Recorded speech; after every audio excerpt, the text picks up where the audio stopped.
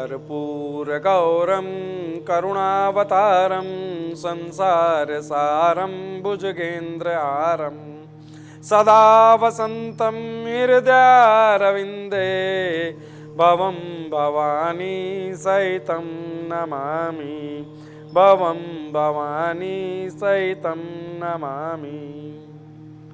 नमस्कार दर्शकों, मैं आचार्य गिरीश गोस्वामी सुख सागर लाइव कार्यक्रम में आप सबका तहे दिल से स्वागत करता हूं। दर्शकों, नित्य की तरह आज भी हम एक नए विषय, नई खोज और आपकी समस्याओं के समाधान के लिए तत्पर हैं। हम नियमित रूप से आप लोगों से बात करते हैं। ये नंबर जो स्क्रीन पर आप देख रही हैं, ये आपके और हमारे मिलन की कुंजी है। आपकी समस्या और हमारा समाधान और कल्याण करेगा ये नंबर। ठीक है, आप इस नंबर पर लगातार कॉल जारी रखिएगा। मेरी आपसे बात अवश्य होगी, खास करके आज तो जरूर होगी। तो आपको मैं आज बता दूं कि हम पीछे एक कार्यक्रम था जिसमें मैंने आपको रत्नों की उत्पत्ति के बारे में बताया। अगर आप में से बहुत सारे जागरूक दर्शक हैं, नियमित देखते हैं, तो आपको याद होगा कि रत्नों की उत्पत्ति की हमारी चर्चा हुई थी। रत्नों की उत्पत्ति के बाद आज हम बात करेंगे कि रत्नों का प्रयोग किस प्रकार होता है, रत्नों का महत्व क्या है। रत्न की उत्पत्ति तो आप बता दी कि राजा बलि के शरीर से हुई थी। अब उनका प्रयोग कैसे करना है, कैसे उनका प्रयोग होता है, इस पर चर्चा जारी रहेगी। एक दर्शक जुड़ चुके हैं, खोल लेते हैं। हेलो। हाँ जी, बोले बेटा। मैं कवनीत बात कर रही हूँ लुधियाना से। हाँ बेटा, आपकी आवाज थोड़ी सी तेज बोले आप। कवनीत बात कर रही हूँ मैं लुधियाना से आचार्य जी। हाँ जी, हाँ बोलिए। आचार्य जी, मैं ये जानना चाहती हूँ, मुझे बाहर जाना है, आउट ऑफ इंडिया, बट मेरी जो एप्लीकेशन है वो बार बार रिजेक्ट हो जाती है और मैं अपने पति से भी अलग हो चुकी हूँ। जी, मतलब आपका वैवाहिक जीवन भी नहीं ठीक चल रहा है, पति से अलग हो चुकी हैं और बाहर जाना चाहती हैं। हाँ, उसमें भी बहुत दिक्कत आ रही है, एप्लीकेशन बार बार रिजेक्ट हो जाती है, मतलब कुछ भी ठीक नहीं चल रहा है। जी बेटा, आपकी जन्म तिथि बताएं। हाँ आचार्य जी, 25 अप्रैल जी 1988, 1988। जी, समय बताएं। जो समय है वो सुबह के 4 बजे है, 4:32 पर। सुबह 4:32। जन्म स्थान बताएं बेटा आपका। जन्म स्थान भी आचार्य जी लुधियाना ही है। लुधियाना। देखो बेटा, मैं आपको बता दें, आपकी जन्म लगन कुंडली मेरे समक्ष बनकर तैयार हो चुकी है। 12 अंक से आपकी कुंडली की शुरुआत होती है बेटा। जी। मीन लगन की कुंडली है और द्वितीय भाव में कुंडली के बुध, गुरु और सूर्य विराजमान है। तृतीय में शुक्र, पंचम में चंद्रमा, छठे भाव में केतु सिंह राशि के और दशम भाव में शनि, एकादश भाव में मंगल और द्वादश में राहु विराजमान है। देखो बेटा, मैं आपको बता दूं, आपकी पूरी कुंडली एक विशेष प्रकार से बिखरी हुई है, जैसे आपका जीवन भी बिखरा ही हुआ है। अब आपका जीवन क्यों प्रभावित हो रहा है ये बता देता हूं। आपकी पहले तो वैवाहिक जीवन के बारे में बता देता हूं कि आपकी कुंडली के सप्तम भाव में कन्या राशि है, जिसके स्वामी बुध जो सप्तमेश हैं, वो आपकी कुंडली के द्वितीय भाव में मार्केश होकर के अस्त, गुरु और सूर्य के साथ मंगल की राशि में विराजमान है। ये प्रमुख कारण था आपके वैवाहिक जीवन को प्रभावित होने का। आपके गुप्त शत्रु बहुत हैं। केतु आपके कुंडली में नीच राशि का, वैसे राहु केतु की कोई राशि उच्च या नीच नहीं होती, लेकिन फिर भी हमारे शास्त्रों ने कहीं कहीं इसका जिक्र किया है। जैसे केतु को सिंह राशि में आकर के नीच राशि का या आक्रामक मान लिया जाता है, तो केतु वहां छठे भाव में सिंह राशि का विराजमान है। शनि आपकी कुंडली के दशम भाव में धनु राशि में अर्थात गुरु की राशि में विराजमान है। तो वैसे ही आपके जीवन के सारे काम देरी से हुए। एजुकेशन में अड़चने थी, विवाह में पहले बड़ी देरी से विवाह हुआ, फिर विवाह हुआ तो वैवाहिक जीवन चल नहीं पा रहा। फिर आप विदेश जाना चाहती हैं, विदेश जाने के लिए शुक्र की स्थिति प्रबल होनी चाहिए। शुक्र की स्थिति ठीक है क्योंकि आपको विदेश शुक्र ले जाएगा। तृतीय भाव में वृष राशि का शुक्र आपकी कुंडली में है। और इसमें आपको यह बता दें कि तुला राशि आपकी कुंडली के अष्टम भाव में, तो विदेश योग तो बनेगा ही। और शुक्र की महादशा, ये अड़चने इसलिए आ रही हैं कि शुक्र की महादशा में बुध की अंतर्दशा का समय चल रहा है। हमें ये चीज ठीक करनी है। आप नियमित रूप से बुध मंत्र का जाप आरंभ कर दें। ओम बराम ब्रीम ब्रोम स बुद्धाय नमः। यही कारण है जिसने आपके वैवाहिक जीवन को भी प्रभावित कर दिया। इस मंत्र का जाप आपको बेहद लाभ देगा। ओम ब्राम ब्रीम ब्रोम स बुद्धाय नमः। दूसरा, प्रातःकाल की वेला में होगा बुध मंत्र भी, और केतु मंत्र भी प्रातःकाल की वेला में होगा। ओम केम केतवे नमः। केतु मंत्र का जाप लगातार जारी रखें। आपको एक रत्न धारण करना है बेटा, और रत्न धारण करना है आपको ओपल, ओपल धारण कर लें या डायमंड धारण कर लें। अगर ओपल धारण करना है तो उसमें 6 से 7 रत्ती का ओपल चांदी में सीधे हाथ की रिंग फिंगर में धारण करना शुक्रवार प्रातःकाल की वेला में आपके लिए लाभकारी है। अगर डायमंड धारण करना है तो डायमंड सीधे हाथ की बीच वाली बड़ी उंगली में स्वर्ण में, और उसमें भी बहुत अच्छा रहेगा कि श्वेत रंग का स्वर्ण आता है, उसमें धारण कर लें, आपके लिए बेहद लाभकारी होगा। लगभग 1.25 कैरेट का डायमंड अवश्य हो, अगर आप धारण करें तो आपको उतना ही लाभ मिलेगा। अब आपको इन रत्नों के साथ साथ आपको रुद्राक्ष की भी आवश्यकता है, और रुद्राक्ष आपको धारण करना चाहिए शनि की शांति के लिए 7 मुखी, 7 मुखी के साथ आपको रुद्राक्ष धारण करना चाहिए 11 मुखी, 11 मुखी और 7 मुखी दोनों रुद्राक्ष आपके गले में रहें, ओपल आपके हाथ में रहे या डायमंड आपके हाथ में रहे। आप केतु मंत्र का जाप करती रहें, बुध मंत्र का जाप करती रहें। हर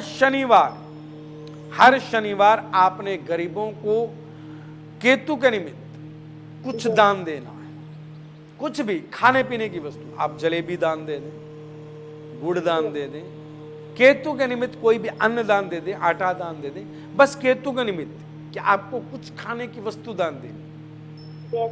इन कार्यों को करते रहिएगा। आप विदेश जाएंगी, अभी आपके विदेश जाने में लगभग 6 महीने की देरी है, 6 से 7 महीने हो सकते हैं, लेकिन विदेश अवश्य जाएंगी।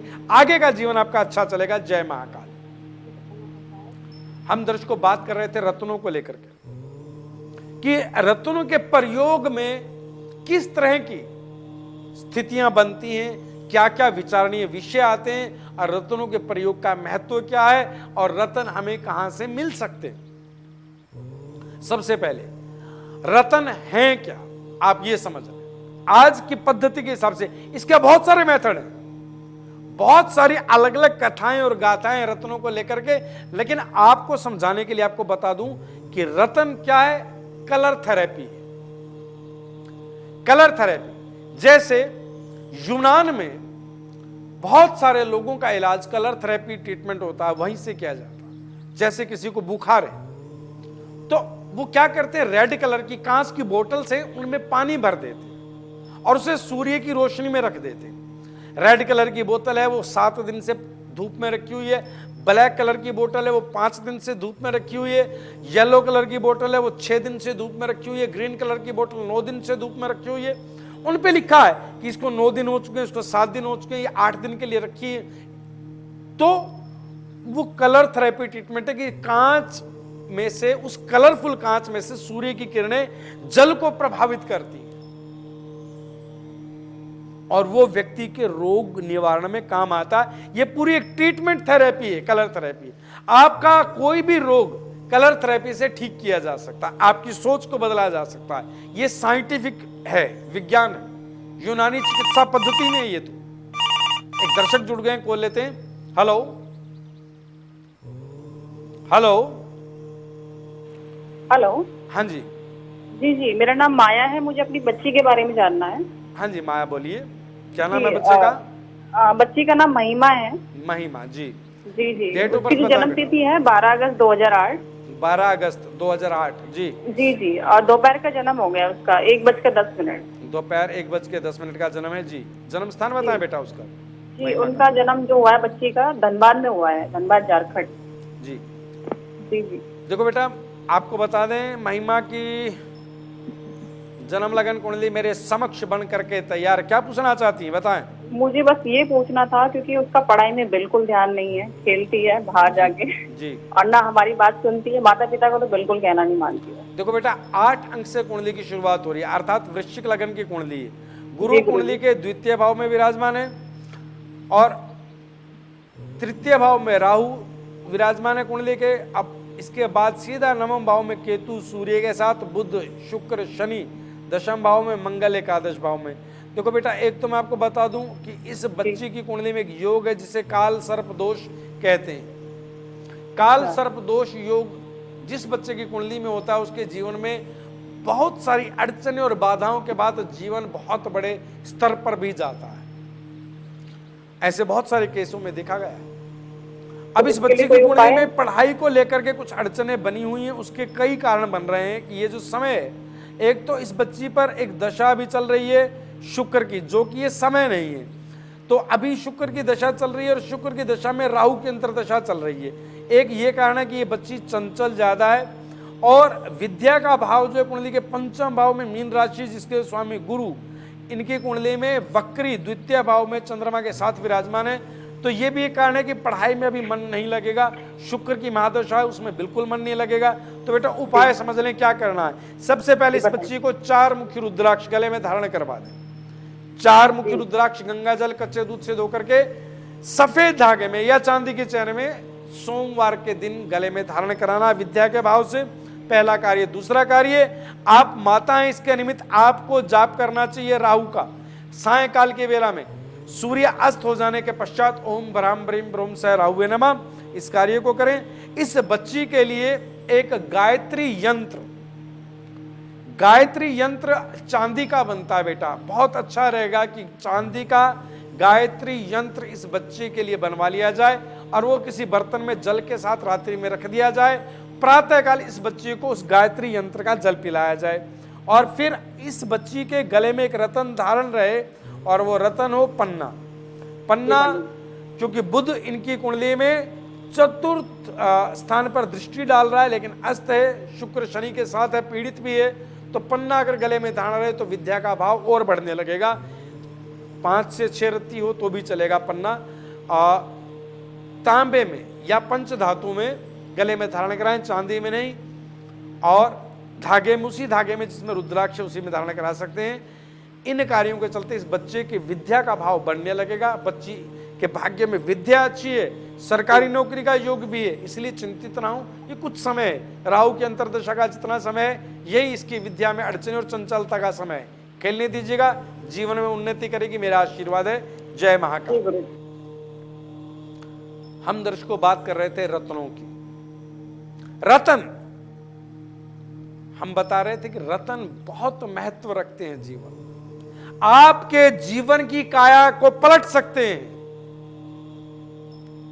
बशर्ते आपको सही रतन बताने वाला विद्वान मिल जाए। फिर सही रतन आपको मिल जाए तो आपके जीवन की काया ही बदल सकती। इतने महत्वपूर्ण रतन। इन रत्नों को तो भगवान शिव ने अपने त्रिशूल पर धारण किया था और इन्हें ये वरदान दिया था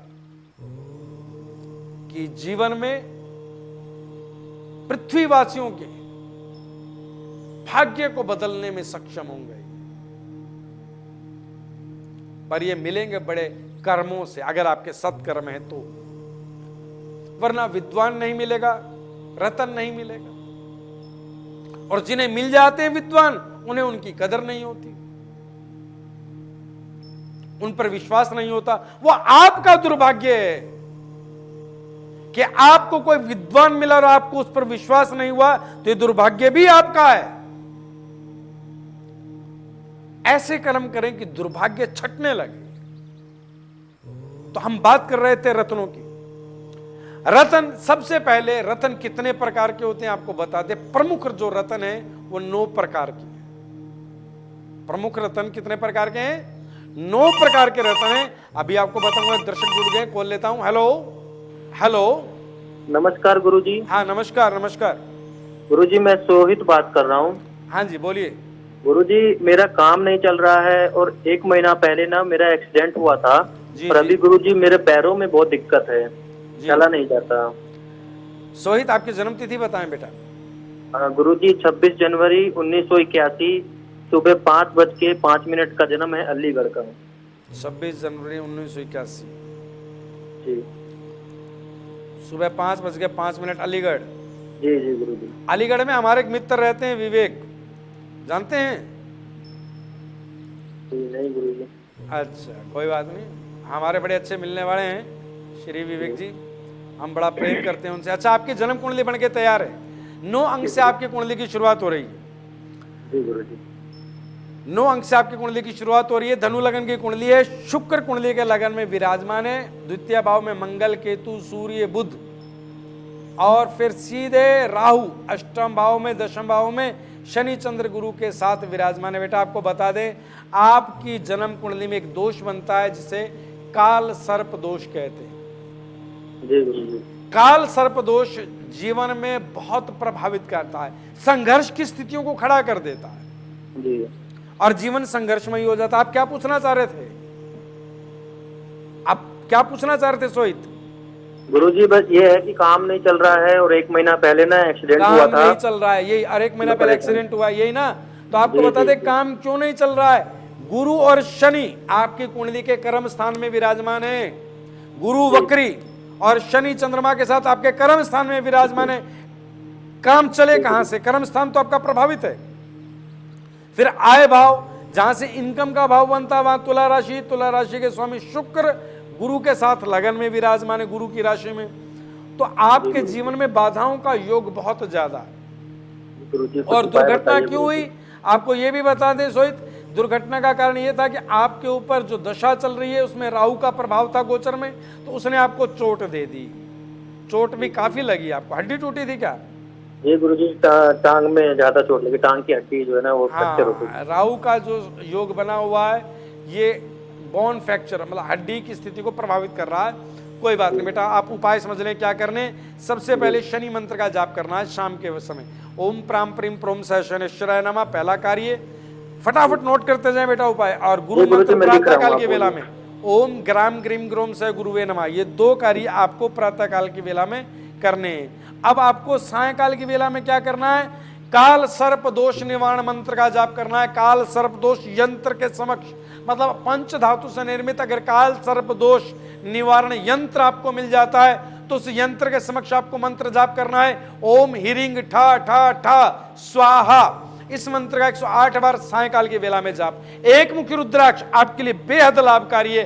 अगर आपको सौभाग्य से मिल जाता है तो एक मुखी रुद्राक्ष धारण कर लें। अगर एक मुखी रुद्राक्ष तक नहीं पहुंच पाए तो 3 मुखी रुद्राक्ष अवश्य धारण कर लें। गंगाजल कच्चे दूध से धोकर के सोमवार के दिन, एक मुखी रुद्राक्ष हो या 3 मुखी रुद्राक्ष हो, दोनों ही आपको सोमवार के दिन धारण करने हैं।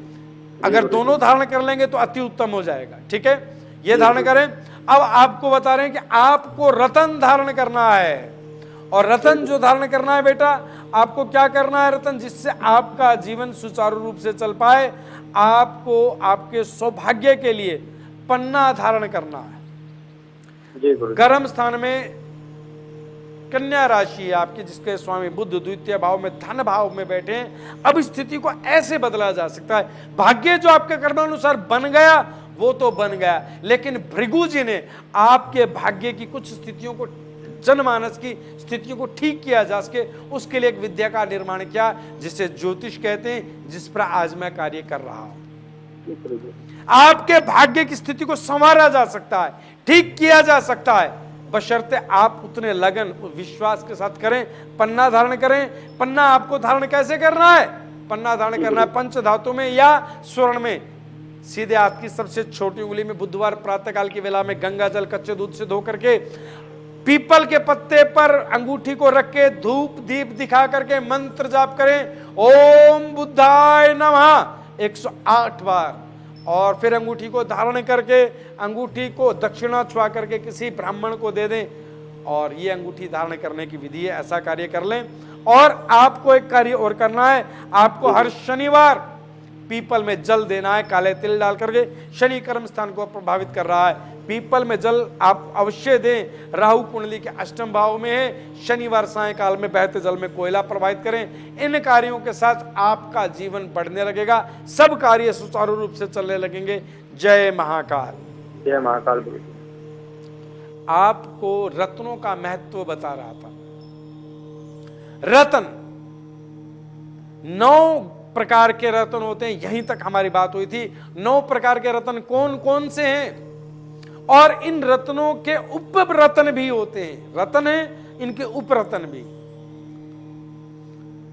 12 राशियां हैं ज्योतिष के प्रकार में। क्या है? 27 नक्षत्र, 12 राशियां और 9 ग्रह। अब इन 9 ग्रहों के कितने रत्न बने? 9 जो प्रमुख रत्न है। पहला रत्न क्या है? माणिक, जो सूर्य के लिए माना गया है।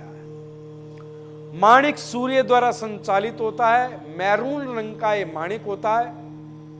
और माणिक जो है जब कथाओं में आता है कि वज्र के प्रहार से राजा बलि के खून के छींटे जहां जहां पड़े थे, उन खून के छींटों से माणिक रत्न की उत्पत्ति हुई थी।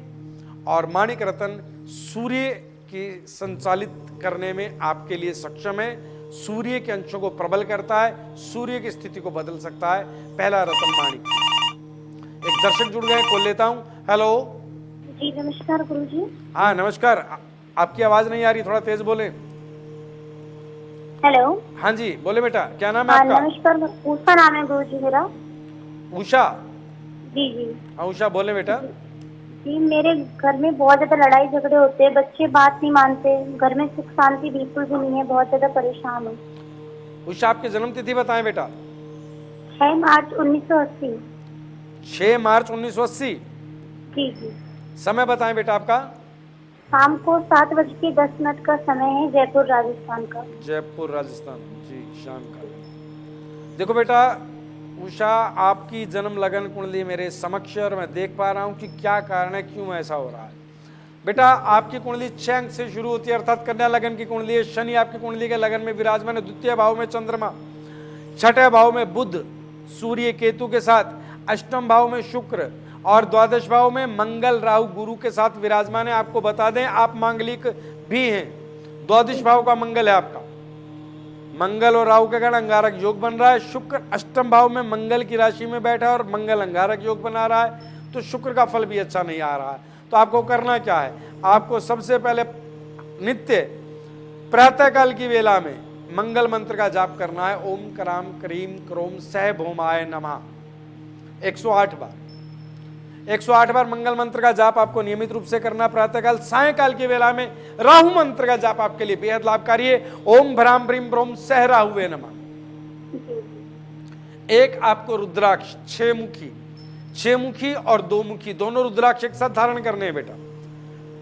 लाल धागे में सोमवार गंगा जल कच्चे दूध से धो करके शिवलिंग से छुआ करके आप गले में धारण कर लें। और आपको एक विशेष रत्न आपको धारण करना चाहिए जो आपके जीवन में एक नया सवेरा और नया बदलाव ला सके। और वह रत्न जो आपके भाग्य के अनुसार बनता है वो बनता है बेटा सुच्चा मोती। सुच्चा मोती आपको सीधे हाथ की सबसे छोटी उंगली में सोमवार सायंकाल की वेला में गंगा जल कच्चे दूध से धोकर कम से कम 6 रत्ती का विषय धारण करना है। सायंकाल मतलब सोमवार सायंकाल की वेला। बस इन कार्यों को कर लीजिएगा। आपके जीवन में ये मंत्र जाप, रुद्राक्ष और रतन, अगर इन तीनों स्थितियों को आपने ठीक रखा, नियमित रूप से दुर्गा चालीसा का पाठ भी इसमें जोड़ लिया इस कार्यक्रम में, तो आपको बेहद लाभ होगा, जीवन संवरता चला जाएगा। जय महाकाल। जय महाकाल। दर्शकों हम बात कर रहे थे माणिक कि माणिक सूर्य द्वारा संचालित होने वाला रतन है और माणिक राजा बलि के रक्त से बना था, ऐसा शास्त्रों में कहीं कहीं उल्लेख मिलता है। द्वितीय रतन जो अभी हमने बताया सुच्चा मोती। सुच्चा मोती भगवान ने जब बलि के सिर पे पांव रखा, उनका शरीर रत्नों में हो गया, ओज में हो गया और इधर से वज्र का प्रहार इंद्र ने किया। तो माना जाता है कि जो राजा बलि के नेत्र थे और नेत्रों से निकली जल की बूंदें थी वो समुद्र में गिरी थी और जहां जहां वो बूंदें गिरी वहां वहां मोती रत्न की उत्पत्ति हुई। मोती जो है चंद्रमा से प्रभावित होता है या चंद्रमा से संचालित होता है। सुच्चा मोती, इसकी उत्पत्ति समुद्र से होती है। सफेद रंग का चिकना बड़ा ही सुंदर मोती रत्न होता है। ये शीतल होता है, ठंडा, इसका जो तासीर है वो ठंडा है, जबकि माणिक का तासीर गर्म है। जो इससे पहले मैंने आपको माणिक बताया, माणिक का तासीर गर्म है और सुच्चे मोती का तासीर बड़ा ठंडा है। किसी व्यक्ति के क्रोध की अवस्था में अगर अच्छा सुच्चा मोती उसकी भ्रुकुटी पर स्पर्श कर दिया जाए, तुरंत क्रोध शांत, तुरंत। सुच्चा मोती दक्षिण की तरफ के समुद्रों में बड़ा अच्छा पाया जाता है, साउथ सी के नाम से विख्यात होता है। इसमें अब कई प्रकार के आने लगे, फार्मी मोती भी आते हैं, लोग इसकी खेती भी करने लगे हैं, ऐसा हमने सुना है, देखा नहीं है। हम प्रयास करते हैं लैब टेस्टेड सर्टिफाइड करा करके अच्छे दक्षिण साउथ साइड के हम मोती अपने पास रखें, जिन्हें चाहिए उनको दें, नेचुरल मोती हो, हमारा प्रयास यही रहता है। अब तीसरे रत्न की बारी है, लेकिन इससे पहले एक कॉलर की भी बारी है, वो भी जुड़ चुके हैं हमारे साथ, कॉल लेते हैं। हेलो। हेलो। हाँ जी, प्रणाम आचार्य जी, मैं हाँ। प्रीति बोल रही हूँ जयपुर राजस्थान से। हाँ बोलो बेटा। आचार्य जी, वो मेरे घर में जो है हस्बैंड के साथ उनके फैमिली में उनको प्रॉपर्टी का हिस्सा वगैरह नहीं मिल रहा है, उसके पीछे जो है वाद विवाद चल रहा है आचार्य जी। तो हम इसके लिए क्या उपाय करें कि उसमें जो है मेरे हस्बैंड को प्रॉपर्टी का हिस्सा मिल जाए उनकी फैमिली की तरफ से? बिल्कुल मिल जाएगा, अवश्य मिलेगा बेटा। क्या नाम है आपके पति का?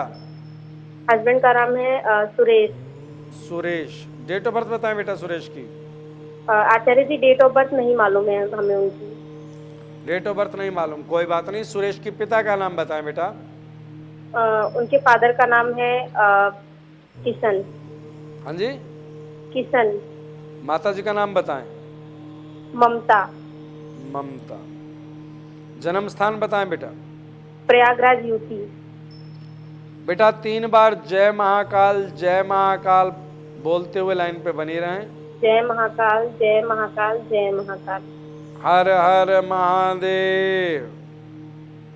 देखो बेटा, जो मैं आपके पति की भाग्य की स्थिति को जान पा रहा हूं, क्या एक बार पहले भी कुछ हिस्से के नाम पे कुछ पैसे ले चुके हैं आपके पति? हाँ जी। तो बेटा ये विवाद तो वहीं से चल रहा है कि वो इतना पैसा पहले ले चुके हैं, अब इतना हिस्सा और मांग रहे हैं, ऐसी कोई बात चल रही है घर में? हाँ जी, हाँ जी, जी गुरु जी, जैसा आप कह रहे हैं बिल्कुल वैसा ही है। देखो बेटा, इसमें कहीं ना कहीं आपके पति का जो रोल है वो अन्यायपूर्ण है। अन्यायपूर्ण इसलिए कि जो हिस्सा बनता है उस हिस्से में से कुछ पैसा ले चुके हैं, अब वो हिस्से में से या तो पैसा लौटाएं और बाकी का भूमि का हिस्सा ले लें, या फिर क्या है कि भूमि का हिस्सा कम कर लें। अब वो किसी भी बात के लिए तैयार नहीं हो रहे हैं। मुझे लग रहा है ये वही विवाद है। तो करना क्या, आपको अपने पति की बुद्धि को सात्विक करने के लिए पति को बताएं कि एक तो राहु मंत्र का जाप शुरू कर दें सायकाल की वेला में, जिससे हिस्सा मिलने में भी दिक्कत नहीं आएगी। मंत्र है ओम भ्राम भ्रीम ब्रोम स राहुवे नमः। सायकाल की वेला में 108 बार जाप करना है, पहला कार्य। द्वितीय कार्य, आपके पति को एक रत्न धारण कराना है जिसे मूंगा कहा जाता है। मूंगा 6 से 7 रत्ती का तांबे में अथवा पंचधातु में अथवा स्वर्ण में सीधे हाथ की रिंग फिंगर में धारण करना है। जी। एक रुद्राक्ष, 3 मुखी रुद्राक्ष गंगा जल कच्चे दूध से धो करके सोमवार प्रातःकाल की वेला में ओम नमः शिवाय का जाप करते हुए धारण करा दें।